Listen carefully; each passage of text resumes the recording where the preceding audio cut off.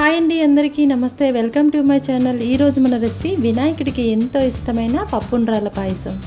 ఈ పాయసాన్ని ఎలా రెడీ చేయాలో మనం ఈ వీడియోలో చూద్దాం. ముందుగా స్టవ్ ఆన్ చేసుకుని పాన్ పెట్టుకొని చూపిస్తున్న గ్లాస్తో 1 గ్లాస్ వరకు పప్పు అయితే తీసుకున్నాను. నేనైతే పెసరపప్పు తీసుకున్నాను. పెసరపప్పుతో ఉండ్రాలు చేస్తే చాలా బాగుంటుంది. మీకు నచ్చకపోతే కందిపప్పు అయినా తీసుకోవచ్చు. ఈ పప్పును మనం లైట్గా వేయించుకోవాలి. పెసరపప్పు కదా, మాడిపోతుంది. కలుపుతూ వేయించుకోవాలి. చూడండి, లైట్గా వేయించుకుంటే సరిపోతుంది. ఇలా వేయించుకోవడం వల్ల ఉండ్రాల టేస్ట్ అనమాట చాలా బాగుంటుంది. ఇప్పుడు ఒక బాల్ని పెట్టుకొని 3 గ్లాస్ వరకు వాటర్ని అయితే యాడ్ చేసుకోవాలి.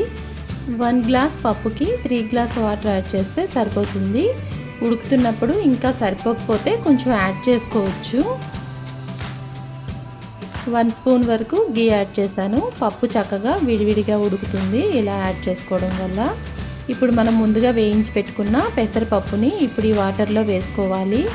పెసరపప్పు పైన కొంచెం పొట్టుంది కదా, ఎందుకంటే నేను ఇంట్లోనే ఈ పప్పును రెడీ చేసుకున్నాను కాబట్టి కొంచెం పొట్టు అయితే ఉంది. ఇప్పుడు లిడ్ కవర్ చేసుకొని సిమ్లో పెట్టి ఉడికించుకోవాలి. లిడ్ అన్నమాట పూర్తిగా కవర్ చేయకూడదు, కొంచెం గ్యాప్ ఇస్తూ కవర్ చేసుకోవాలి. ఇలా గ్యాప్ ఇవ్వడం వల్ల పెసరపప్పు పొంగిపోకుండా ఉంటుంది. ఇప్పుడు స్టవ్ ఆన్ చేసుకొని స్టవ్ పైన పాన్ పెట్టుకొని 1 గ్లాస్ పిండికి 2 గ్లాస్ వాటర్ని అయితే యాడ్ చేసుకోవాలి. ఇప్పుడు ఈ వాటర్లో 1/2 టీ స్పూన్ సాల్ట్ యాడ్ చేసుకోవాలి. 2 టేబుల్ స్పూన్స్ గీ వేసుకోవాలి. చూపిస్తున్న కప్పుతో 1 కప్ వరకు బెల్లం అయితే వేసుకున్నాను.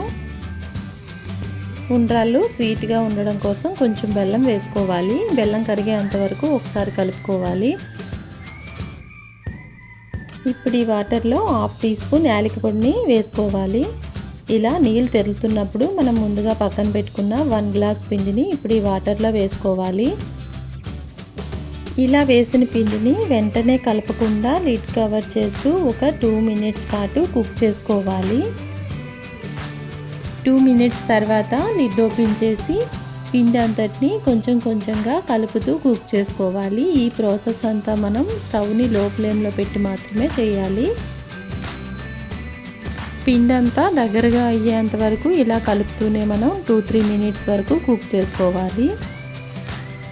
పిండి అంతా కుక్ అయిపోయిన తర్వాత లిడ్ కవర్ చేస్తూ కాసేపు చల్లారనిద్దాం. ఇప్పుడు మనం పప్పు ఉడికిందో లేదా ఒకసారి చెక్ చేసుకుందాం. పప్పు అయితే చక్కగా కుక్ అయిపోయింది. ఇలా కుక్ అయిన పప్పులో మనం ఇప్పుడు టేస్ట్కి తగ్గ సాల్ట్ యాడ్ చేసుకోవాలి. సాల్ట్ యాడ్ చేసుకొని ఒకసారి కలిపి పక్కన పెట్టుకుందాం. ఇప్పుడు మనం ముందుగా రెడీ చేసి పెట్టుకున్న ఉండ్రాల పేస్ట్కి కొంచెం గీ యాడ్ చేసుకొని ముద్దలుగా రెడీ చేసి పెట్టుకోవాలి. ఇలా ముద్దలుగా రెడీ చేసి పెట్టుకోవడం వల్ల పిండి అనమాట మనం ఉండ్రాలు చేసినంతసేపు ఆరిపోకుండా ఉంటుంది. ఇలా ముద్దలుగా రెడీ చేసుకున్న పిండిని మనకు నచ్చిన సైజులో ఉండ్రాలను అయితే మౌల్డ్ చేసుకోవాలి. నేను ముందుగా రెడీ చేసిన ఉండ్రాలను గణపతికి నైవేద్యంగా పెట్టేశాను. గణపతికి నైవేద్యంగా పెట్టిన తర్వాత మిగతా ఉండ్రాలన్నీ ఇలా ప్రిపేర్ చేసేసుకున్నాను. ఇలా ఉండ్రాలన్నీ ప్రిపేర్ చేసి పక్కన పెట్టుకున్నాను. ఇప్పుడు స్టవ్ ఆన్ చేసుకొని స్టవ్ పై కడాయి పెట్టుకొని 1 గ్లాస్ బెల్లాన్ని యాడ్ చేసుకోవాలి. 1/2 గ్లాస్ వరకు వాటర్ని యాడ్ చేసి కరిగేంత వరకు కుక్ చేసుకోవాలి.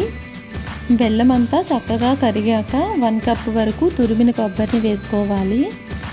కొబ్బరి అంతా బెల్లంలో కలిసేలా కలుపుకోవాలి.